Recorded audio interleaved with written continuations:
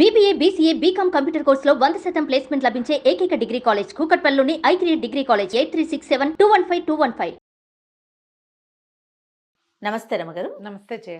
రమగారు, మనకి ఒక్కొక్క రూమ్లో ఒక్కొక్క వస్తువు ఉండాలి. కొన్ని వస్తువులు ఉండొచ్చు, ఉండకూడదు. ఇంట్లో మనం అట్లా అనుకుంటూ ఉంటాం కదా. దేవుడికి ఒక సపరేట్ రూము, వంటగది, అట్లా అంటే అవకాశాన్ని బట్టండి.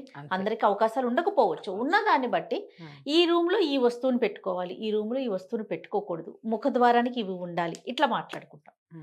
బెడ్రూమ్స్లో ఏమన్నా ఉంచుకోకూడని వస్తువులు, ఈ వస్తువులు మనం బెడ్రూమ్లో ఉంచుకోకూడదు అనేవి ఏమన్నా ఉంటాయా? పూర్వం మనకి పడక గదులు ప్రత్యేకంగా ఉన్నట్టు కనపడలేదు జయ. ఓకే. రాజుగారుల అంతఃపురాల వ్యవహారం వేరు. మనకి రాచరికాలు పోయే చానాళ్ళు అయిపోయి. రాజులు ఎంతమంది ఉంటారు? ఓ ఊరికి ఒకళ్ళు లేదా ఇద్దరు, అంతే కదా. రాజ కుటుంబాలు ఎన్ని ఉంటాయి? రాజుగారి ఫ్యామిలీ తక్కువ ఉంటుంది. అవును. సామాన్య జనం అలాంటి వాళ్ళు, middle class, lower middle class, upper higher middle, ఇవే ఉంటాయి ఎక్కువగా. రాజుది చిన్న సమూహంగా. వాళ్ళ ఇళ్లలో ఏం చేసేవాళ్ళో మనకు తెలీదు. ఇప్పుడు మనకి తెలిసింది ఓ 100-150 ఏళ్ల నుంచి సెపరేట్ బెడ్రూములు ఉండటము, అది మన చిన్నప్పుడే మనకు తెలియదు కదా, చాలా తక్కువ. ఈ బెడ్రూముల్లో రకరకాల చిత్తరువులు ఉంచుకోవటాలు, శృంగార శిల్పాలు ఉంచుకోవటాలు, అలాంటివి ఏమైనా పిక్చర్స్ ఉంచుకోవటాలు, అవన్నీ కూడా వేరే రకపు పనులు, అంటే ఆకర్షించే వ్యవహారంగా ఉండే చోట పెట్టుకునేవాళ్ళు. కానీ సామాన్యుల సంసారాల ఇళ్లల్లో అవి ఉండేవి కాదు. ఎలా కుదురుతుంది? అసలు కుదరదు. ఎందుకంటే పిల్ల జల్లా ఉంటారు, పెద్దవాళ్ళు ఉంటారు, గురువులని, వాళ్ళని వీళ్ళని, సాధు సంతులని, అతిథి అభ్యాగతులని జనం వస్తారు ఈ ఇళ్ళకి. ప్రత్యేకంగా గదులు మెయింటైన్ చేసే విధానం అసలు ఉండేది కాదు. ఇప్పుడు మనకు వచ్చింది.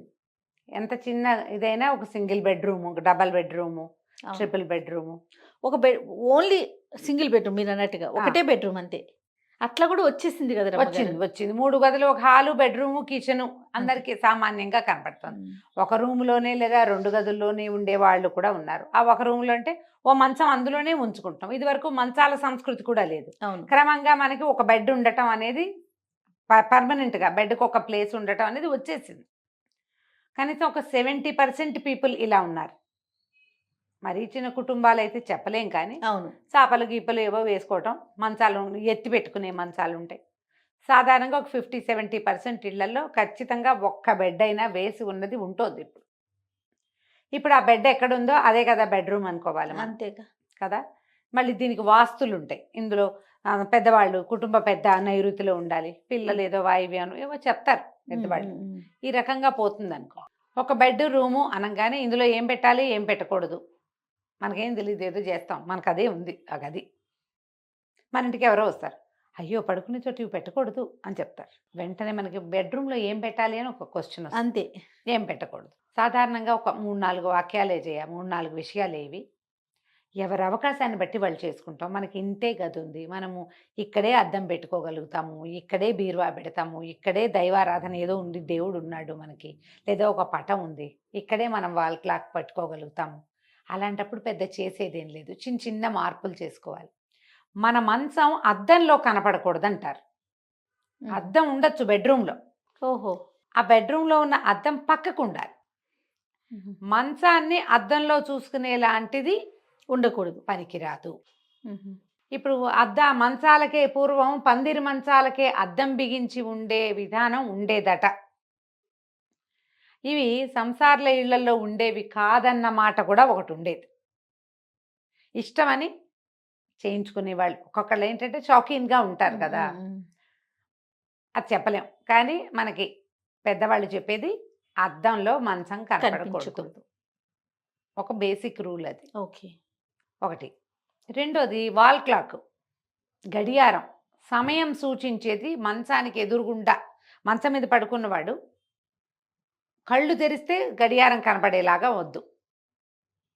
వాడు గడియారం కోసం ఇంకో పక్కకి చూడాలి, ఎదురుగా కనపడకూడదని చెప్తారు. అసలు వాల్ క్లాక్ బెడ్రూమ్లోనే పెట్టుకోవద్దంటారు చాలామంది.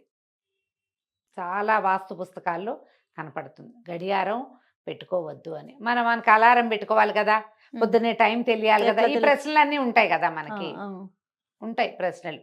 దానికి సూక్ష్మంలో మోక్షం ఏంటంటే నిద్ర లేవగానే కళ్ళు తెరవగానే నువ్వు అది కనిపించకూడదు, సమయం లెక్కింపబడుతుంది, అందుకని వద్దంటారు.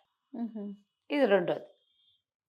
తర్వాత ఇంకా మూడోది దేవతా ప్రతిమలు, దేవుళ్ళ ఫోటోలు. ఇవి కూడా బెడ్రూమ్‌లో అంటే ఇప్పుడు పిల్లల బెడ్రూమ్‌లో కాదని అంటలేదు. సంసారుల బెడ్రూమ్‌లో అంటే కాస్త చిన్న వయసు వాళ్ళు భార్యాభర్త పడుకునే గదుల్లో ఈ దేవుళ్ళవి జేజీ, అమ్మవారు, వెంకటేశ్వర స్వామి ఇలాంటివి పెట్టుకోకూడదు. మరి పొద్దున్నే లేచి దేవుడిని చూసుకోవద్దా అండి? హ్మ్. ఇదో ప్రశ్న వస్తుంది అవును. కదా! మనకొక పూర్వం ఒక విధానం ఉందా? మన పూర్వపు ఇళ్లల్లో బెడ్రూమ్‌లు ఉండేవి కాదు. పటాలు లేవు అప్పుడు. ఆ! వాళ్ళు ఏం చేసేవారు? మన తాత, నాయనమ్మ ఏం చేశారు? అమ్మమ్మ, నాన్నమ్మ ఏం చేసుంటారు? కరాగ్రే వసతే లక్ష్మి, కరమధ్యే సరస్వతి, కరమూలేతు గోవిందః, ప్రభాతే కరదర్శనం. పొద్దున్నే చేతులు చూసుకోండి. ఈ చేతులే మన భగవంతుడు. ఓకే. ఇంతే. శ్రీరామ్ రాసుకొని దీన్ని కళ్ళకద్దుకుంటాం. ఇవి నేర్పించేవాళ్ళు కదా! హ్మ్. అప్పుడు పటాలు లేనప్పుడు ఇప్పుడొచ్చాయి కదా ఫోటోలు. అవును. అవును. మన అమ్మమ్మ నాడు ఇన్ని పటాలేవి, ఇన్ని ఫోటోలేవి. ఏం లేవు. హాల్‌లో పెట్టుకోండి దేవుడిని. గదిలోంచి బయటకొచ్చాక దండం పెట్టుకోవచ్చు. మొహం కడుక్కున్నాక పాచిమొహంతోటి దండం పెట్టకుండా హ్మ్. బ్రష్ చేసుకొని లేదా బాత్రూముల్లో అవకాశం ఉంటే ఏదో బయటకొచ్చావు. మంచం మీంచే కాకుండా బయటికొచ్చాక దండం పెట్టుకోవచ్చు. ఈ చేతులు 2 చేతులు రసుకు రుద్దుకొని కళ్ళకి చూపించుకొని ఇలా కళ్ళు చూసుకోవచ్చు మనం.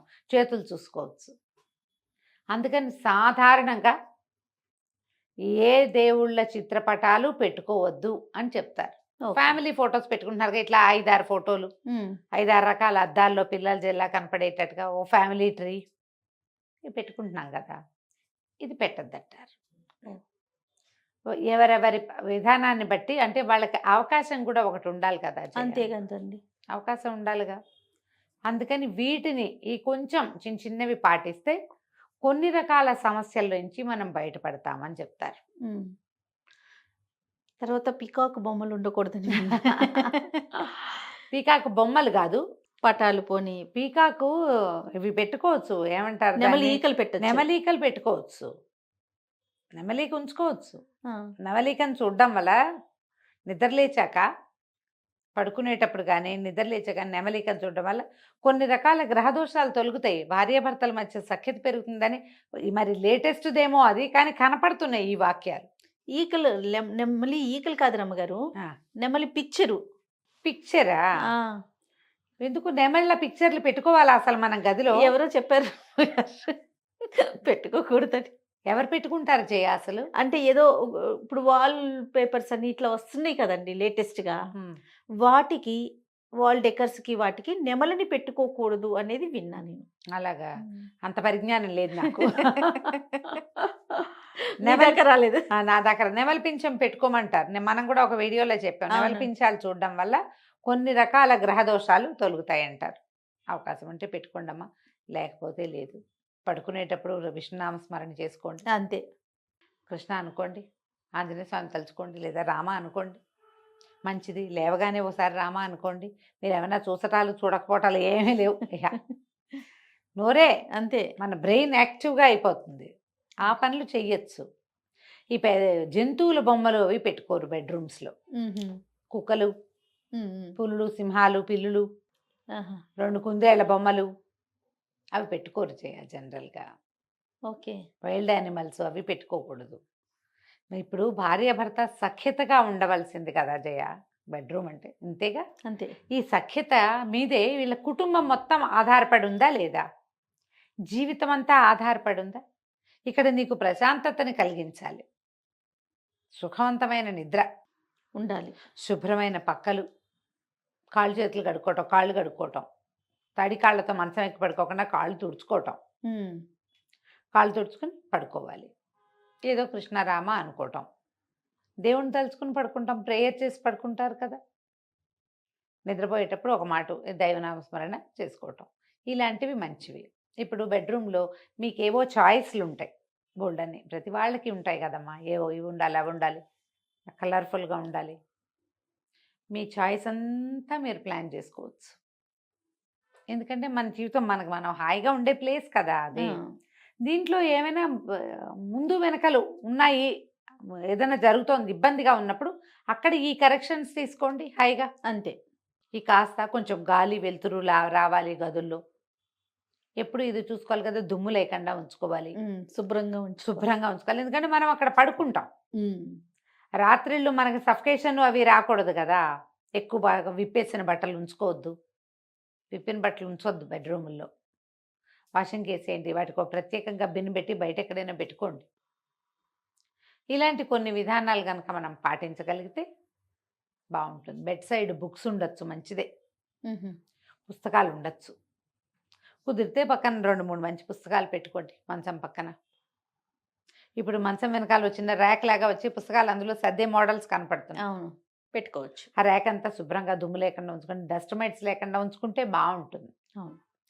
ఏదో ఒక విధానం అమ్మా, ఏదైనా మనం ప్రశాంతంగా ఉండడానికి ఏదో ఒక రకం పద్ధతిని పాటించుకోవాలి. అంతే. కొన్ని వద్దు అని చెప్పినవి మానేస్తే సరిపోతుంది. మనకు అవసరం కొంచెం అందుబాటులో, మరీ లేవగానే చూసేలా కాకుండా పక్కన పెట్టుకోండి, అంతే. సరిపోతుంది. నమస్తే రమ్య గారు. నమస్తే.